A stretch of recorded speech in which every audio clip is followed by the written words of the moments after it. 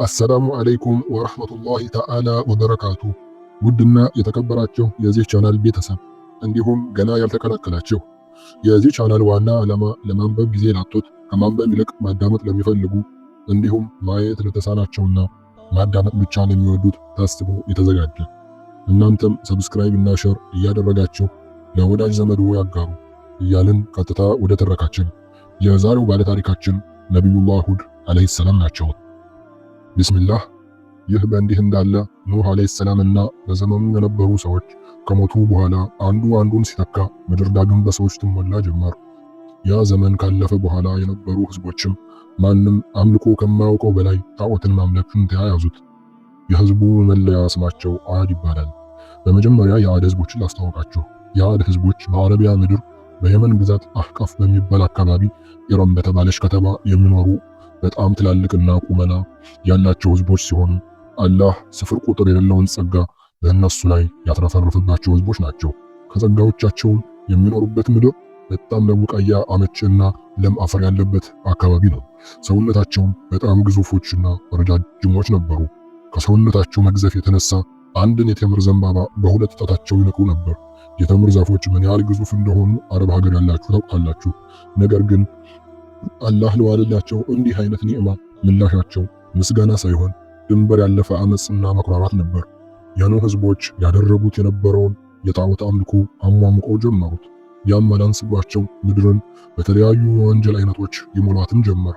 ነገር ግን ለቅጣት የማይቸኩለው አላህ በእዝነት አዘል ጥበቡ ከመጥፎ ከልክሎ ወደ መልካም የሚመራቸውን ሁድ የተባለውን መልእክተኛ ከመካከላቸው ላከላቸው። ሁድ አለይሂ ሰላም መልካም፣ ቁጥብ፣ የተረጋጉና አንደበተ ርቱዕ እና አረብኛ ቋንቋን ለመጀመሪያ ጊዜ የተናገሩ ሰው ናቸው።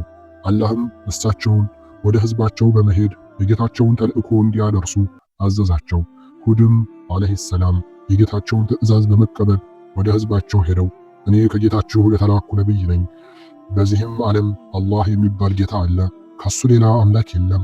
እኔ የታዘዘኝ ከሞት በኋላ ጀነት ይገባል፣ እኔንም ያስተባበለኝ ጀሃነም መቀጣጫው ሲሆን መቀመጫይቷስ ምንኛ ከፋ ብለው ማስጠንቀቅን ጀመሩ።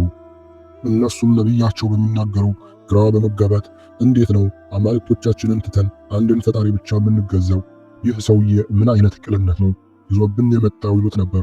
ሁድ አለይሂ ሰላም ህዝቦቹ የሚያሳዩት የመልስ ምት ለቅጽበት እንኳን ተስፋ ሳያስቆርጣቸው እኔ ከእናንተ ዘንድ የፈጣሪያችሁን ጥሪ ለማድረስ ከመካከላችሁ የተመረጥኩ ሲሆን የተላኩበትንም ተልእኮ ያለመሰልቸት በተደጋጋሚ ወደ እናንተ አደርሳለሁ። እስቲ ፀሐይንና ጨረቃን ተመልከቱ።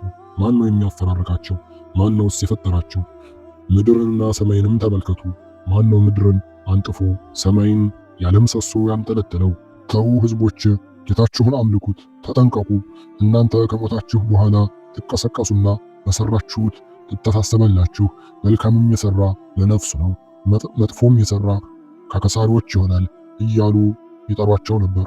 ይህን የነብያቸውን ጥሪ በሰሙ ጊዜ ይህን ሰው ከአማልክቶቻችን አንዱ መጥፎ ነቅቶታል፣ አብዷል በማለትም ይተቹት ጀመሩ። አንዳንዴም ጀነት፣ ጀሃነም፣ መቀስቀስ ምናምን የምትለው ምን ማለት ነው እያሉም ይከራከሩታል። የአድ ህዝቦችም በምድር ላይ ያለ አግባብ ኮሩ። ከእኛ ይበልጥ በኃይል ብርቱ ማን ነው አሉ። ያ የፈጠራችሁ አላህ እርሱ በኃይል ከእርሱ ይበልጥ የበረታ መሆኑን አያዩምን? በተአምራታችንም ይክዱ ነበር። ሱረቱል ፉሲለት። ሁድ አለይሂ ሰላም የህዝቡ ሁኔታ ተስፋ ሲያስቆርጠው እናንተ ከምትሰሩት ሁሉ እኔ ነፃ መሆኔን ምስካሪ ሁኑ እያለ የእሱን ጥሪ ባለመቀበላቸው በዱንያ የሚወርድባቸውን ቅጣት ያበስራቸው ጀመር። እነሱም ምንድነው ዝም ብለህ ቅጣት እያልክ የምታስፈራራን? እንዲሁም እስቲ ቅጣት የምትለውን አምጣው እያሉ ያሾፉበት ነበር። ሁድ አለይሂ ሰላም ይህ የማስጠነቅቃችሁ ቅጣት በእናንተ ላይ ተፈጻሚ ይሆናል፣ አትጠራጠሩ አሏቸው። በመጨረሻም ሁድ አለይሂ ሰላም በህዝባቸው ላይ ዱዓ ማድረግ ጀመሩ። ከዚያም አላህ የቅጣቱን አርጩሜ በህዝቡ ላይ ሊያወርድ መጀመሪያ ለረጅም ዓመታት ዝናብ በማቋረጥ ምድሪቱን አድርቆ እንስሳቶቻቸውን አጠፋባቸው። ሁድም አለይሂ ሰላም ከዚህ ሁሉ እንግልት ሊያድናችሁ የሚችለው በጌታችሁ ማመን ብቻ ነው አሏቸው። እነሱም በረሃብና በጥማት እንሞታታለን እንጂ ከጣዖቶቻችን ሌላ ማንንም አንለምንም በማለት ጣዖታት ዘንድ ሄደው ይሉ ጀመር። ጣዖቶቻቸው ዘንድ ሄደው እሪ ብለው ሲወጡ ሰማይ በደመና ተሞልቶ አገኙት። በጣምም ተደሰቱ። አማልክቱ ጸሎታቸውንም እንደሰሙ አመኑ። ጥሩ ዝናብ ሊዘንብልን ነው በማለትም ተመጻደቁ። ያን ጊዜ ሁድ አለይሂ ሰላም ይህ እኮ አምጣልን ያላችሁት የቅጣት ደመና ነው እንጂ እናንተ እንደምትሉት ዝናብ አይደለም አላቸው። ከዚያም ከፍተኛ ጉልበት ያለው ንፋስ ከተማቸውን ያናውጥላቸው ጀመር።